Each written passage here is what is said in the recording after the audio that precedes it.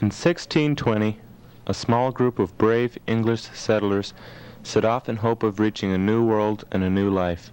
These English Protestants, later known as Pilgrims, left under religious persecution because of trying to hold true to their faith.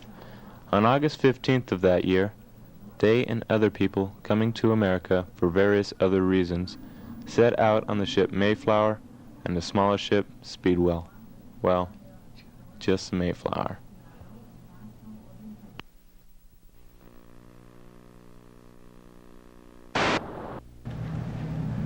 Finally, on September 16th, the Speedwell was abandoned, and the Mayflower set out alone from the port of Dartmouth with its passengers and crew.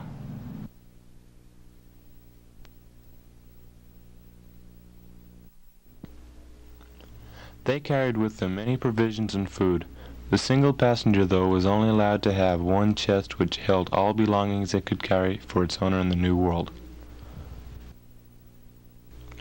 In order to prevent scurvy, much citrus was stored on board and was consumed daily.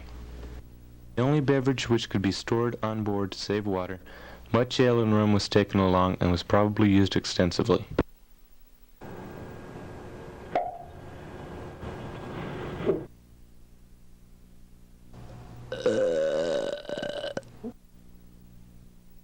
Conditions were very crowded on the Mayflower. There was often a fight in order to obtain a decent seat.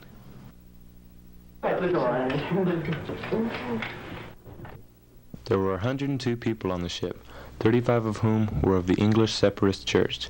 These people were referred to as the Saints.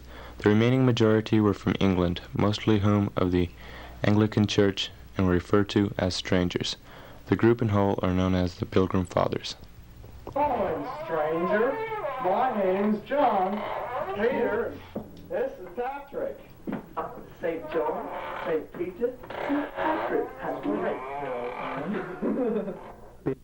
One baby boy was born during the journey of the Mayflower, and all through the ship the sounds of a newborn baby could be heard. For 2 weeks good weather prevailed, but then their luck ran out and the ship was tossed about in the torrent waves of the sea.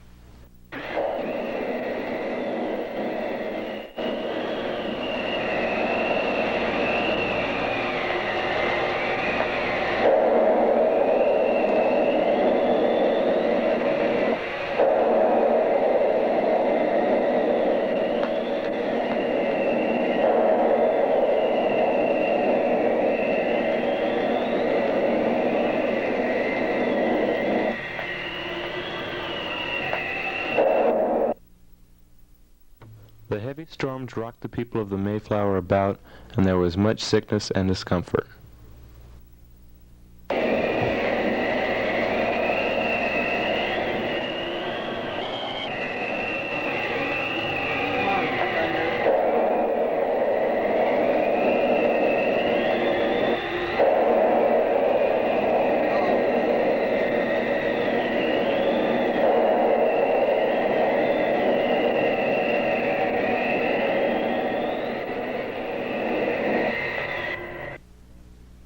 Finally, after 3 months of endless storms and battling of the sea, land was sighted. We've been at sea for 3 months. Yeah, I wonder if we'll ever reach land. I don't care. Land-o! Or rather struck. We made it!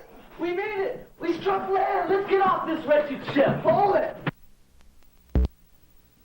But before anyone could leave the ship, the leaders decided that a few things should be taken care of and understood.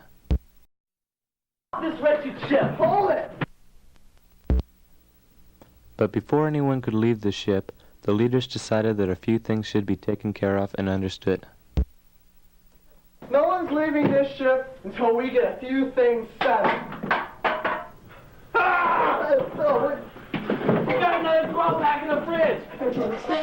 Stanage! What? Somebody fell overboard. Well, that's no excuse. Get them back on the ship. No one's leaving until we get a few things straight around here. But it was your wife. What's she doing off the ship? I told her not to leave until we gave her permission to leave.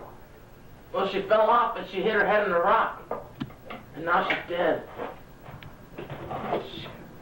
Well, get her body back on the ship. No one's leaving until we get a few things settled around here.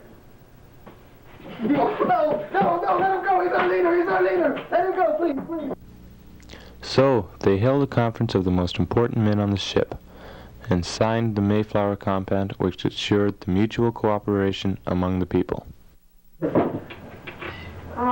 Now that we have all the people that are important on this ship here, well, anyways, I have devised this document which will provide for the welfare, unity, and organization of our people. Don't worry, man. We're not going to mutiny. Well, nevertheless, I have written this Mayflower Compact. Mayflower Compact. Yeah, well, I named it after this faithful ship which has brought us this far, and my wife's chest, which has kept me and my things warm this whole trip. Okay, getting back to business. I'm going to have you guys listen to this, and then we're all going to sign it afterwards. Okay. In the name of God, amen. That's nice. Wait, get back. There's more to it than that. You know, we'll sign that. You know, that's very good. I liked it too, yeah.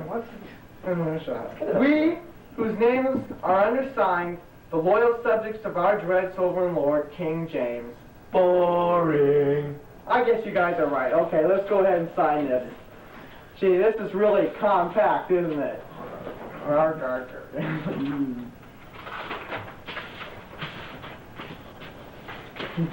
Like your signature. You want to suck the cork?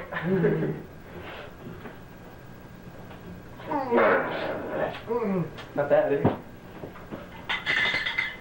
Here's the progress. And thus they bravely set foot on the New World, only to realize that the storms had blown them off from their original destination.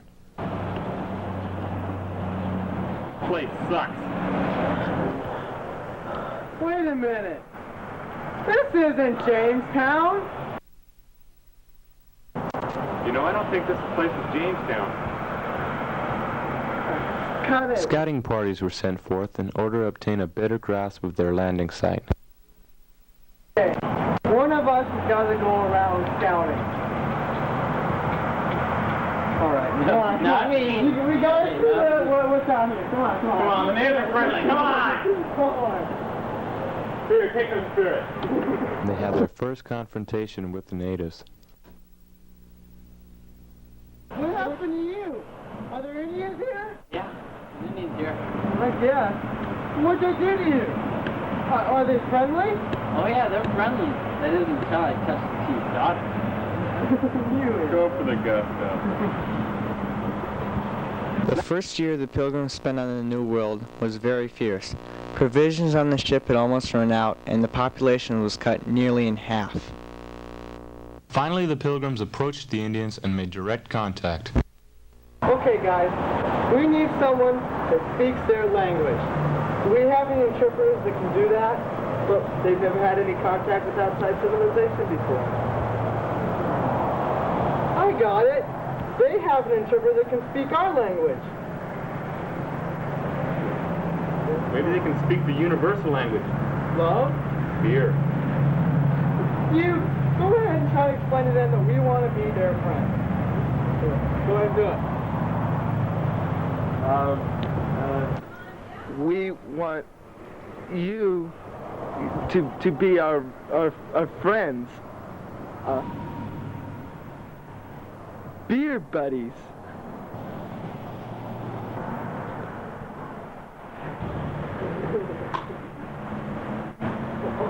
The natives were a very advanced people and showed the new settlers many new concepts and ideas.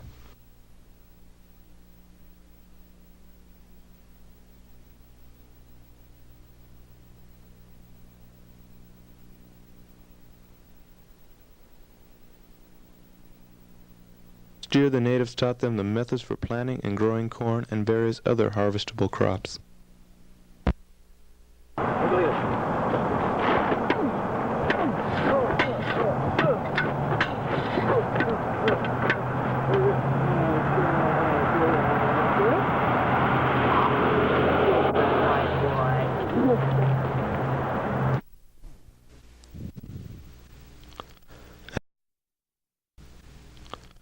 And thus they thrived in the New World and gave thanks.